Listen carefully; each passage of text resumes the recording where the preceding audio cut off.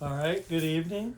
Hello, guys, This is Possum, and I am Frosty. and together we are Frosty Possum.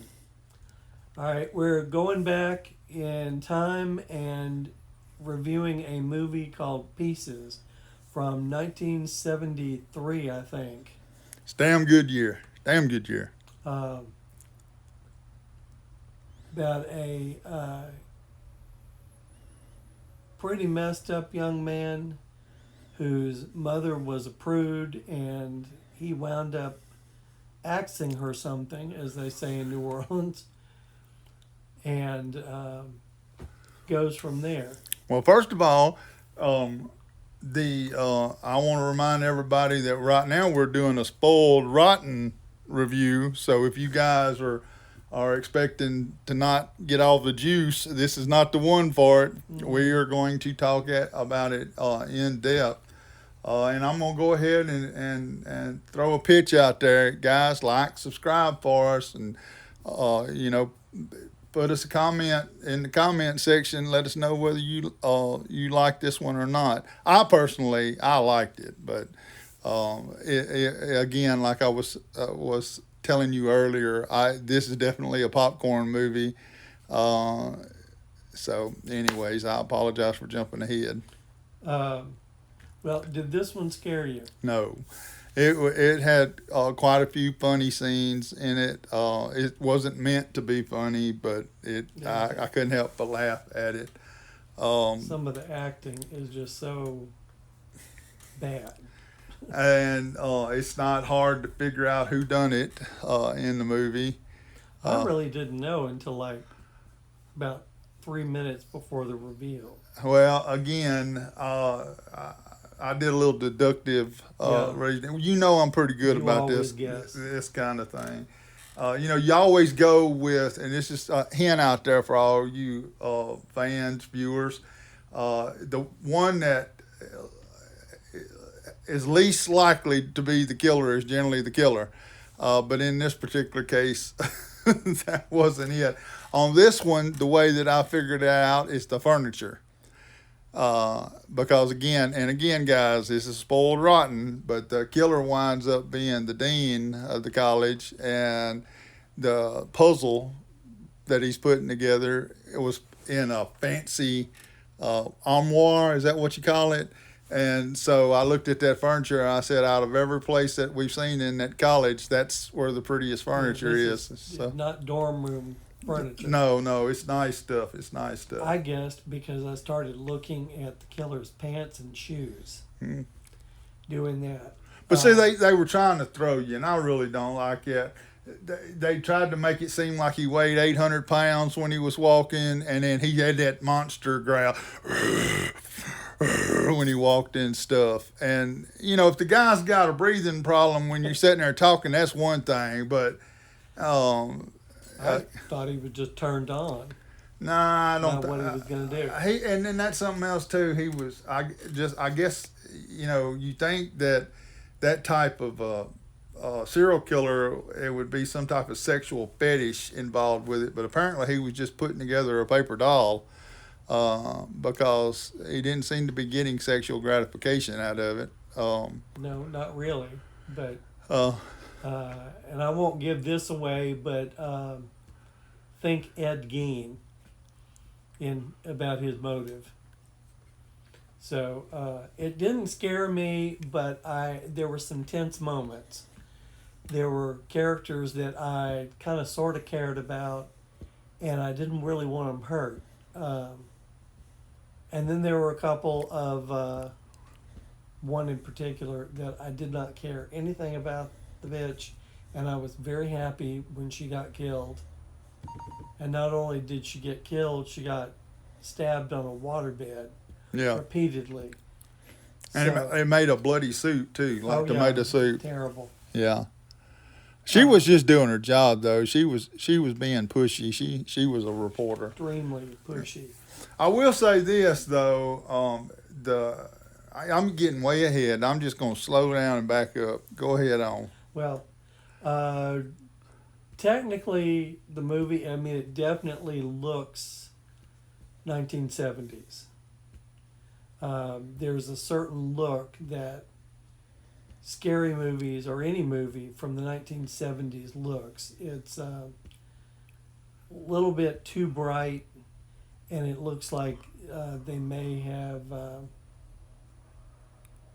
Maybe it's the film stock, but I can pretty much glance and tell, yeah, this movie was made in the early 70s to like 1982, somewhere in there. And then you can narrow it down by looking at the clothes. Performances, fairly good. The better performances actually were from lesser known actors. The two actors that I recognized who eventually got married. I don't know if they were married at this point or but anyway, Christopher George and Linda Day, Linda Day's a beautiful woman. who became Linda Day George. But I always know I'm going to be in trouble watching a movie if either or both of them are in a movie. And She was came across with some strong lines did. there. I mean, you got to give her that. strong. Very incompetent police officer, Yeah. but very strong lines. Of course, in most movies and any horror movie, people do things that we would not do. We would know better, like walking around with a flashlight at night on a campus where there's some maniac out killing beautiful women With no backup. and no backup. And she had to dig at her purse a little bit to get her gun. And then she drops it in the dirt. Yeah, dropped it in the dirt. And then has to find it, and then has to pick it up and brush it off, get the dirt out of the cylinder, and all that kind of good stuff. But that was when we realized that was a weird point. She comes around the corner, and this Asian guy is standing there, and he starts trying to karate chop her, and doing all the yo, oh. And then he winds up just falling on his face and just staying there. Yeah. Until the guy pulls up on the motorcycle. That was out there in left field. Didn't see no point in it. It was a little bit funny, but really not so much. And was reminiscent of the little kid on the swing in Cabin Fever. Yeah. Had no, again, all it did is proved her incompetence as a police officer, because she had absolutely no defense to him whatsoever. I mean, it was kind of ridiculous. I mean, any police department in the world would just rip that part of it to pieces. I just figured that Set my bullshit meter off. somebody had given a lot of money to the production, or they owed him a favor, or they just said, "Hey, you want to be in a movie? Well, What can you do?" It could be an Easter egg, though. You know how a lot of times they pose homage to different Yeah. things. Maybe, I mean, and I don't know this to be true whatsoever, but you know how they used to have the what was it? I just lost it. The Oriental movies, detectives, and they always had, like, Bruce Lee played was it the Green Hornet or whatever it was, where he was in there, and maybe that was what they were trying to do. They were doing a funny, but obviously from today's standards, just looking back, it didn't ring no bells for me. No, and I just kind of was like, "Wait, I thought I was watching a '70s horror movie. When did the channel change and this become a 1970s kung fu movie?" Yeah, No, the actress looks the same. What the hell's going on here? yeah, it kind of throwed you there Yeah. for a little bit. But like I said, it's there were some really good movies from the '70s, and then there were some kind of stinkers. Well, and also this one didn't follow the '70s format, because normally when I look at those, I go like, okay, the bad guy's going to win. In this particular case, the bad guy didn't win, but we will talk about the ending as we get on into it. I don't want to I really, really, really enjoyed the ending. That was So was you pretty nice. said that your bullshit meter went off? It did on several points. Are we to that point now? Yes. Oh, yes. Okay. All right. Well, first of all, I'm going to kind of jump ahead a little bit more and say it's been quite a while, but I have the opportunity to discuss quite a few lovely ladies with who are well endowed, perfect college attributes and those types of Yes, things. the tatas were on. Beautiful Well, display. just about everything was on point from the tennis player. Now, I will say this. Now, this part of it didn't ring my bullshit meter. They followed good horror rules. Every one of them was hot to trot and was sex drive was through the roof. And so, as far as like sex gets you killed, that fit in well with them. Even with our star police officer, she was giving the local stud the eyes and kind of made you think he was going to get lucky. For the third or fourth time. Yeah, in the movie. he was getting quite lucky. The favorite line that I heard in there was when she said, "Well, you can gag me, and that way I'll be quiet." In there, so I thought that was a really good line. I'm gonna try to use that in the future. But bullshit meter, that damn chainsaw. Man, a lot. I don't know if you've ever cranked a chainsaw. You don't do a half a pull and that thing fires up. Chainsaw generally you go, and then even when you got one that's firing good, it takes 6 foot of rope to crank it. Now the aftermath, I will say this: the aftermath of the chainsaw looked pretty real, but again, I think that we would have a way bigger mess. The chainsaw you would never get all the little bits and pieces out of that thing. Oil would be everywhere.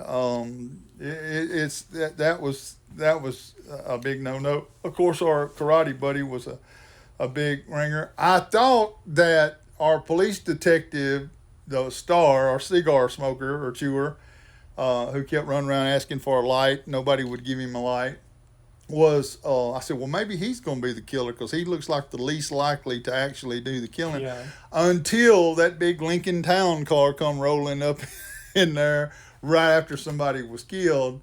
I said, well, it can't be him because there's no way he could have got back in that car and got to it. But my bullshit meter went off because as far as lead detective, he had way too much sense. He was, from the get-go, had common sense. Like the boy, he said that kid knows everybody on this campus. He can spot a problem hours, days before we'll ever even figure out what the problem is. I thought that was smart of him.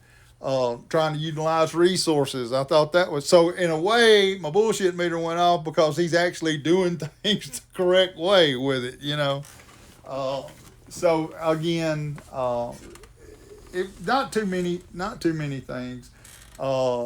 But there was a few things. I'm sure I'll think of another one here in a minute. My BS meter went off when the killer attacked somebody at the pool, and she fell on the bank of the pool, and then waited for the guy to start the chainsaw. Yeah, because he used the pole. He reached across the pool and pulled her all the way up. Pulled her up onto the edge of the pool. She leaned back against a pillar. He gets his chainsaw, cranks the thing. She's done got conscious by that time. And she just sits there against that column and screams until he cuts her head off with the saw, when all she would have to do was just, like a fish, flish to the right. And because again, he's loaded down with his suit, and he looked like a spy, one of those old cartoon spies with the fedora and Spy versus spy. Yeah, come on. They had a red herring person there that was huge, looks like a wrestler. Uh-huh. But he was another bad actor. his facial expressions. He was looking sideways at people. Uh, it just Well, and that's something else too. The police department knew right away that he didn't do it, even though he had blood on his hands and was there. Uh, because nobody. They immediately jumped to the next scene. They kept looking because they knew it wasn't him. Now I will say this: he beat the shit out of about 6 of the police officers, so he wouldn't have got out of jail.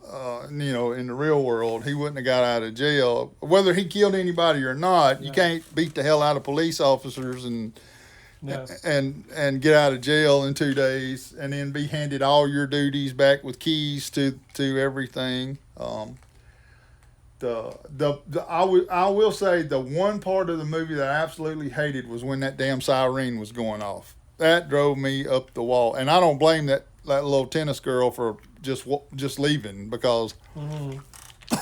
that was ridiculous. That was really. And then my favorite line in the whole movie, and it's in the previews too, but you really need it in context, was the policewoman being angry because while they were dealing with turning the siren off, the killer went in the bathroom and saw this tennis girl In 2. in 2 and 3 and 4, but she's standing there and she screams bastard 3 times, and I was like, why? Well, she lost her business But right it there. was- All that professional etiquette went right out the Yeah. window in front of that kid. Yeah.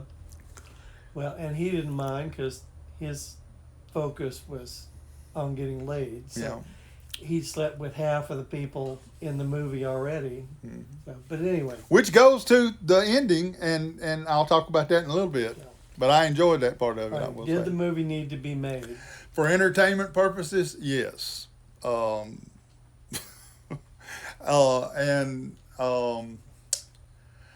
hope that I am wrong in my supposition of this, but I hope that the people who created this movie said, we can do this and that'll make them laugh. We can do this and make them laugh. Because I don't like to laugh at people's stuff that they didn't intend for it to be I funny. think the thing was totally serious. Well, it's from an entertainment standpoint, popcorn movie. At least 2 middle-aged guys like ourselves enjoying it. I thought it was awesome. But as far as did it bring anything to the discipline of movie making? No. I've gone for this length of time without watching it, and I can probably go the same distance without seeing it again. I just got curious the other night and went, oh, I bet I can find this. And then when I went to look for it, you had to pay for it. And I went, oh no, this movie is for free. So I dug into any movie you look up, and if it wants you to pay for it, go to your Google search and type in the name of the movie, and usually, at least on my phone, it comes up with 3 to 7 channels that this thing is on. Streaming And services. it's usually free on at least one of them. And I will say this, guys, we forgot to tell y'all, but this particular movie we watched on Tubi. Now, when you look it up, and again, the title of it's Pieces, there are actually 2 movies called Pieces. This is the 1973 version. It's the old 70s. Yeah. I believe the other one is in 2022 or something like that. We haven't enjoyed that flick yet. No. But it's the older version of it. I don't think this movie needed to be made, to be honest. I think it was a tax write-off. But at the time when it was made, I'm probably wrong. And they were serious for the most part. There was some funny stuff in it, and I think you're right. There's intentionally in there. But then the other stuff that I laughed about, I think that they were being serious, and it was so ridiculous that Yeah, I would have choked on my popcorn and spewed my Coke all over the theater.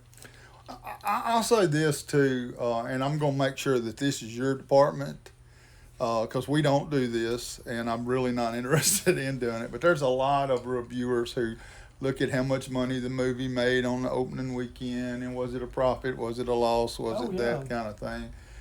It'll surprise you though sometimes. Sometimes you'll look at a movie and you'll think, man, that had to do great, and it bombed. And then some things kind of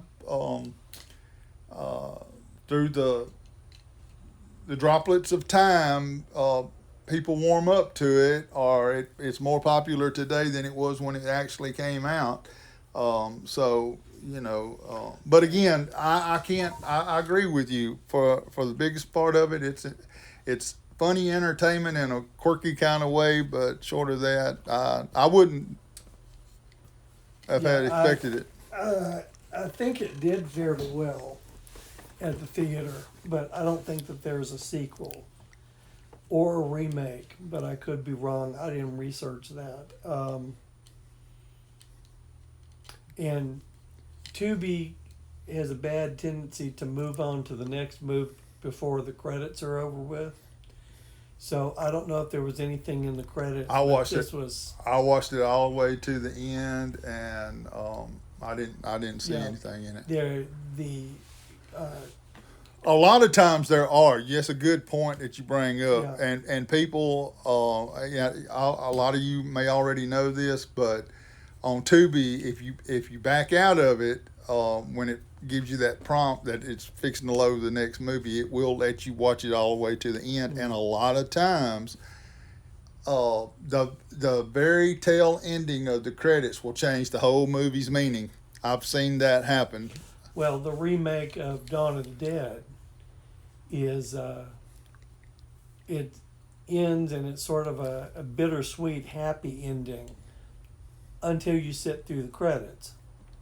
If you sit through the credits, totally different ending to the movie.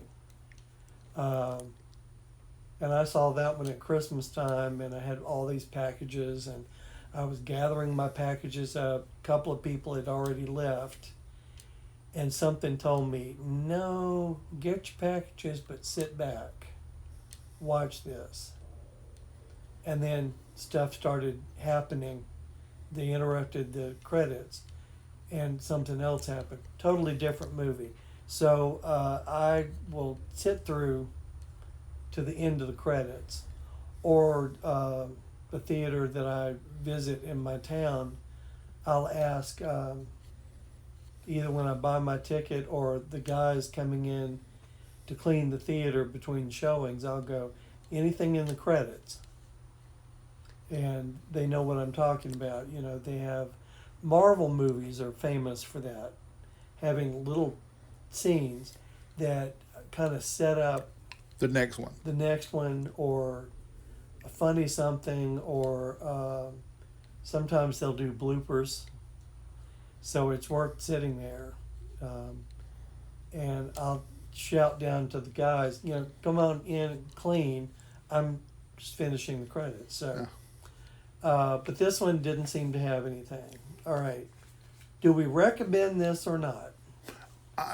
Again, I will, but again, I'm saying it's more for a good popcorn movie, funny kind of thing. It's more of a detective mystery, I guess, comic detective mystery than it is quote unquote a horror. It does have a good bit of gore, due to the chainsaw type stuff. I will recommend it for the final scene. Okay, and this is where the final scene comes from.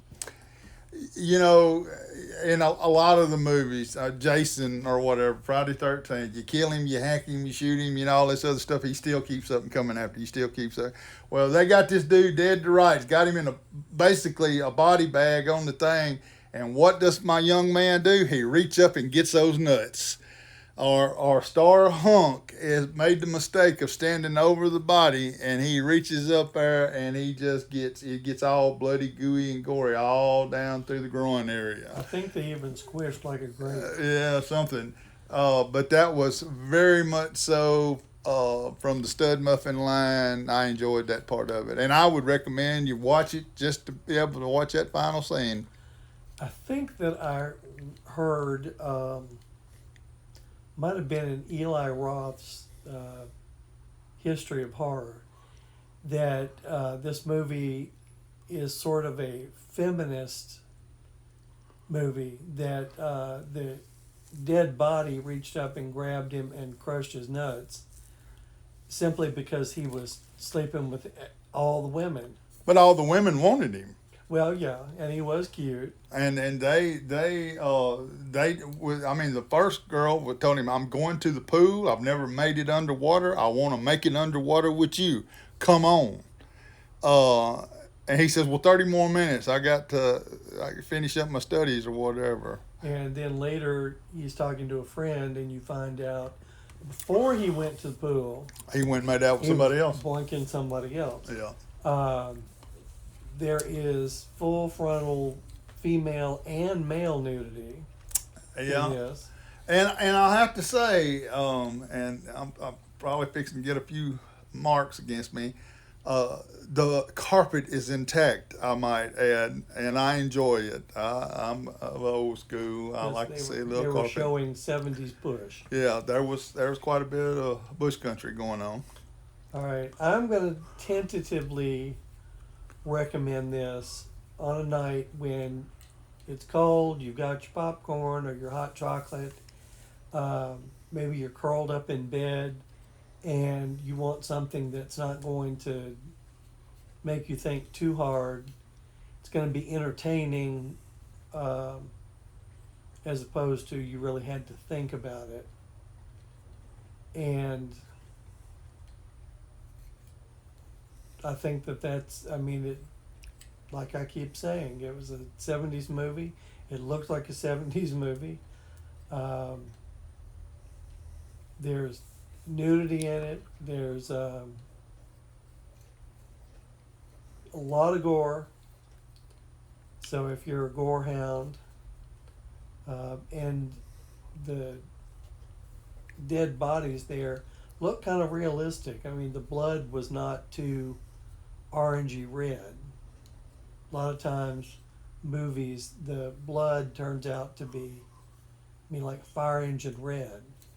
And I don't really think that if you stab somebody or chainsaw somebody, that all of that blood is going to be that red. It's need a little tweaking there. Well, the issue, well, I would kind of go on the other end of the spectrum with you. The fact that they're cutting off the head means the blood's coming directly from the heart, which has already been oxygenated, so it would be bright red. If when they cut the girl in two, the blood coming out of the bottom half of the body should have been dark, headed up to the heart, needing to be reoxygenated. Oh boy, listen to all that biophysiology kind of stuff. I'm just clowning, guys. So anyway, I'm going to forgive Frosty for that, and I'm going to tentatively recommend it. I'm giving this out of 10 possible possums, I'm going to give it a 6. And I will give it a 5. So, Again, it did have this unexpected comedic qualities, yeah. and there And was it some is nice entertaining. there were some nice physiology, but short of that, not so much. Yeah, the acting, poor Linda George, and then whoever that guy that was playing the gardener was just, I felt bad. I wanted to send him to acting class. And the out of the blue kung fu guy that, Yeah, that guys, look, if anybody knows why they put that particular scene in the movie, please comment in the comment section and tell us. We can't really figure that one out, and I'm sure there's somebody out there that understands why. It is just so it's like a neon light flashing. There's got to be a reason why that was in there. If you would put that in the comment section. And guys, look, you know, and I know everybody gets this. We're trying to grow this channel. Me and Possum are looking for a way of retiring, so we're looking to make lots of money. No, that's not what it's after. But we would like to be able to get the numbers up so that we can get out to people and that type of thing. If you don't mind, Possum, I'm also going to throw a bid in. Guys, don't forget that we're trying to get together the Fantastic accounts. If you've ever had an experience, a strange, bizarre, crypto, ghost, if you hunt ghosts and you want to comment, we're looking to get some real life stories so that we can post those. We've already got a couple listed, including the Red Balloon and Red Balloon 2 and my little Bigfoot story. Guys, please, if you're interested in being on the show, and we'd appreciate you letting us know. Also, another thing that I've seen in the past, if you guys have got movie stuff you would like to give either me or Possum, we will start doing unboxing of stuff. We want to get us a little room that's got the stuff on the walls, the movie stuff, like, you know, a lot of the others. If you've got something like that, or if you know of a movie that you want us to watch and review, please put it in the comments. But we appreciate that. All right. Well, I don't want to beat a chainsawed horse, so. Hey, I'm going to tell y'all, you know, here, I'll say it right now, okay? Right now, I'm going to put it out there, Possum. As soon as we get our 1,000 subscribers, we will do a video, and I will show you how to crank a chainsaw. A real honest to goodness. I will point out to you that blah blah blah, but I've got several still. Be happy to show y'all that it's a little bit more work in it, and you're probably gonna have a little bit of difficulty cranking that chainsaw in the elevator, but I'll be happy to do that. Forgot about that. Yeah, he does chainsaw somebody in the elevator. Yeah. I don't have trouble getting my chainsaw to crank first try. Yeah, you tell me to get the damn thing cranked, I'll crank it for you. Yeah. Put the battery in, I press the thing.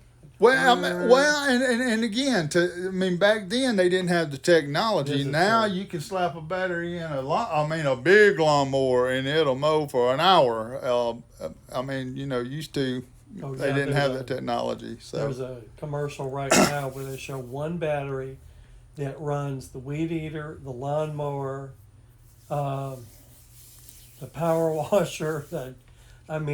One battery go into. I think it'll even put your dishes in the dishwasher for you. We do not have any affiliates, but if DeWalt is interested in and being our affiliate, I'll be happy. I have got tons of DeWalt tools, and they all use the same battery, and it is nice. Let me tell you right now. All right, guys, that's it. We'll see you on the next one. Y'all have a blessed day.